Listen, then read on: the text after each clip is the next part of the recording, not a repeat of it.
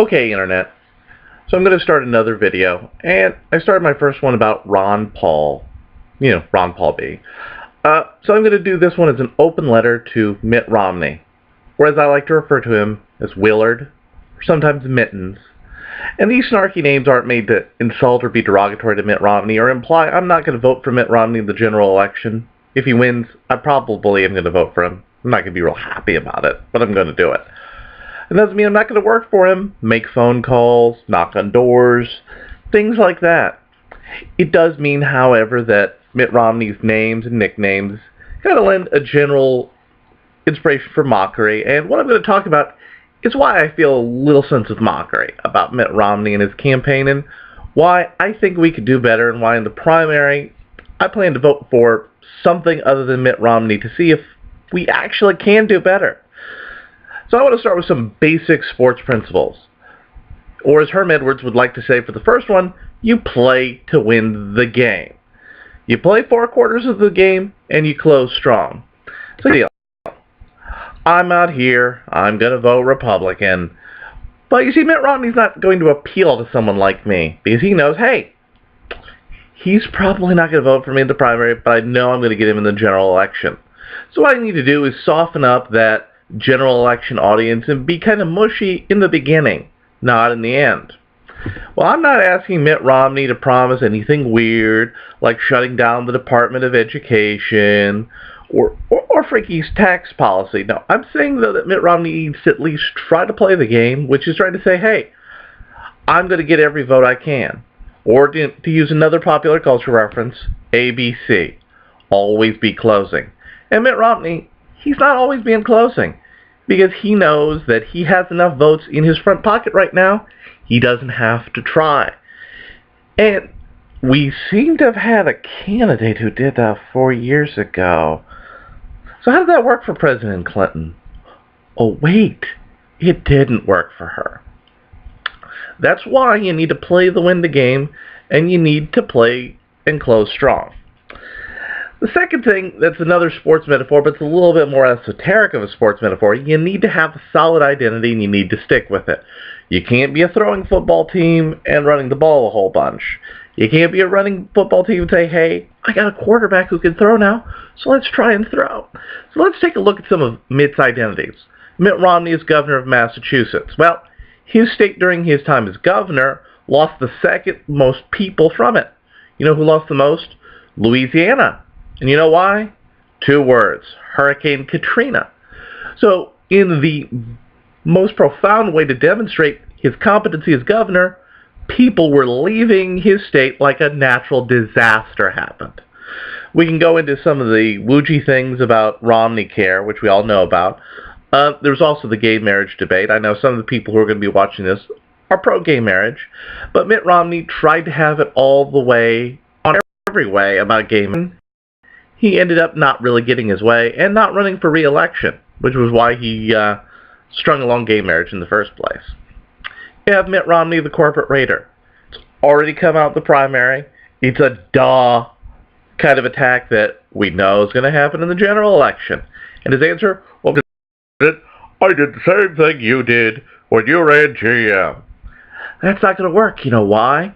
Because the people who are concerned about the evil company shutting down their job are duped by the evil union, who is totally okay with the government stealing the company out from under the legitimate owners.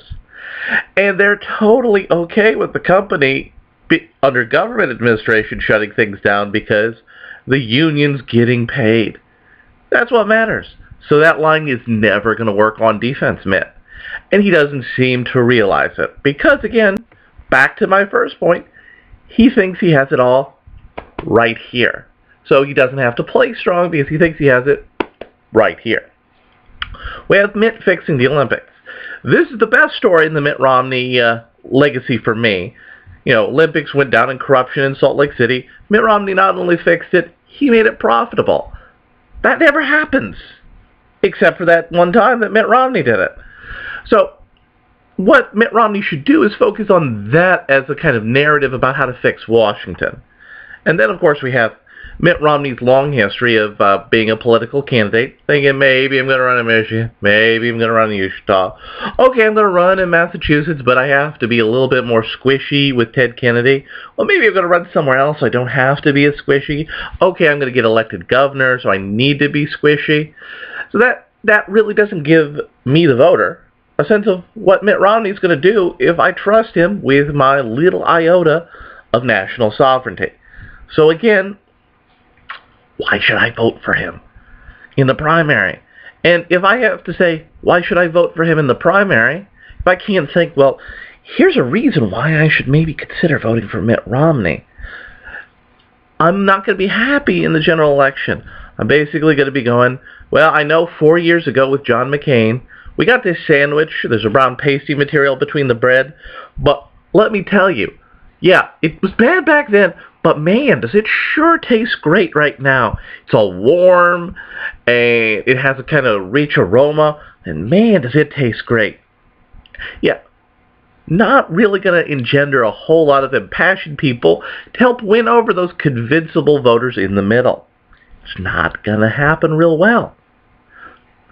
So what it comes down to is that as a candidate, Mitt Romney's not trying to seduce the voters. He's not trying to make the voters love him. He's just trying to do as little as he can to become president. And I hate to say this, I'm not a big believer in, Obama will be tough to beat. Brr, brr, brr. No, I think Obama's going to be a lot easier to beat than some of the talking heads say he is going to be. But you're not going to beat him by saying, well, Obama's going to be tough to beat, so I'm going to sit on my front porch, drink some mint julep, and let the election come to me. No, the voters want to see somebody who's willing to roll up their sleeves and put in some work. So in my open letter here to Governor Romney, you need to seduce the voters. You need to show that you're willing to fight to win. You need to do more than just very middling platitudes. You have to struggle. And that's going to win you not only your conservative voters, but that's going to bring other people along because they see you as a winner. And everybody wants to vote for a winner. And right now, you're just the guy who looks, quite frankly, like, I'm entitled to win, so I'm going to. Which goes against your own message, which is more problems for us down the road. So, Mitt, try to close and play to win the game. For the love of God, play to win the game.